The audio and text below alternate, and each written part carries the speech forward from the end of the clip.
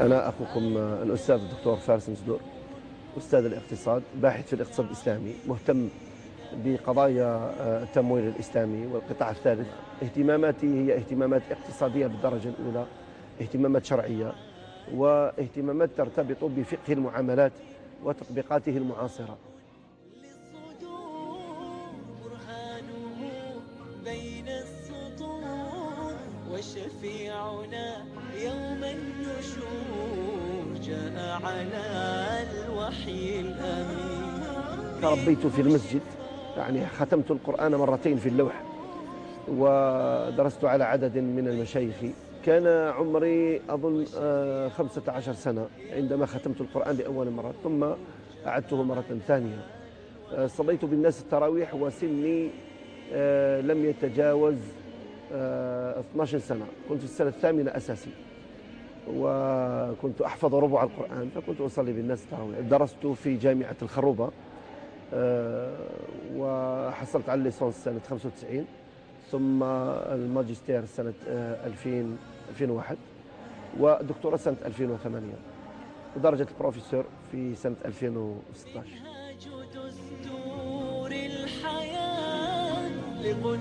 المسجد أعطانا حصانة معينة، خلاصتها هو الجزائري المتخلق بأخلاق الإسلام.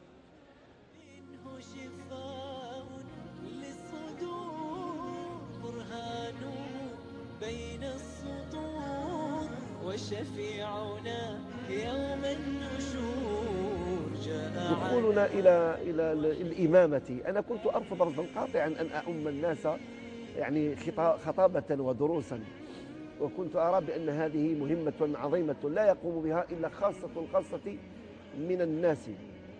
لكن إن شاء الله عز وجل أن إخواننا في عدد من المساجد، من 2003 بدأت أدرس في مجال الزكاة في المساجد، وأنني نظرت لصندوق الزكاة، فكنت أشرح للناس في المسجد أهمية تنظيم صندوق الزكاة جمعا وتوزيعا واستثمارا. وكان شيخنا الشيخ ناصر ربي يرحمه هو من يقدمنا للصلاة، والشيخ ناصر أعطانا نوع من الاستقلالية والثقة بالنفس، وحاول أن يغرس فينا مهمة أو تلك الرسالة الربانية التي يجب أن يتحلى بها أي داعية إلى الله عز وجل، وأي إنسان يحمل هذا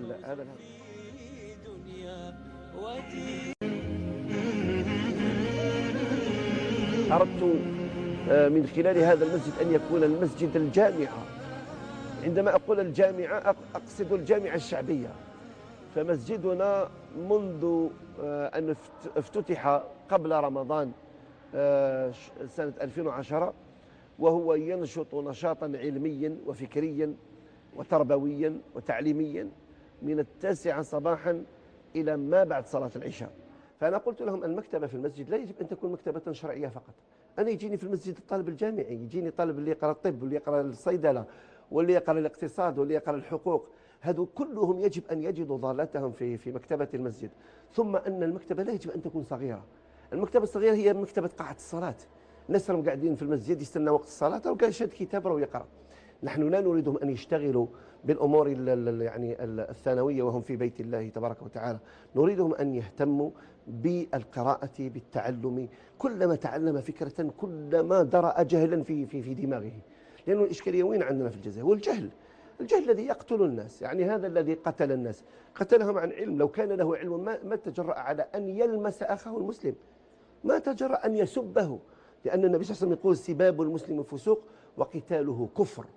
فأنتم ترون بأن هذه المكتبة تتسع لحوالي 150 شخص في اللحظة الواحدة، يمكنهم أن يدخلوا ويدرسوا ويبحثوا بشكل تلقائي. ترينا الموسوعات، ترينا العلوم المختلفة التي هي موجودة عندنا بالإنجليزية بالفرنسية بالعربية بكل اللغات التي استطعنا أن نجمع بها الكتب. هذا عندك هنا في الاقتصاد، المصارف الإسلامية، المعاملات المالية المعاصرة. معناه أنه الشيء هذا هو شيء منفتح وليس منغلق. المكتبات بعض المساجد لو كان ما تكونش في بارك الله رأينا بعض الكتب في المساجد، لو كان ما تكونش من المذهب تاعو والتوجه نتاعو كذا ما يفتحش. مبحر في ذكرياتي يسمع النجم شكاتي، هل تراني سوف ألقى بعضهم قبل جدا. تربيت في، أنا أكبر إخوتي، ويعني الوالدين ربونا تربية يعني فيها شيء من الصرامة ولكن فيها شيء من المرح.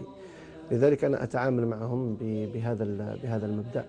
عندما يتعلق الأمر بالصرامة يجب أن أكون صارما، لأنني لا أريد لأبنائي أن يبتعدوا عن المنهج الرباني.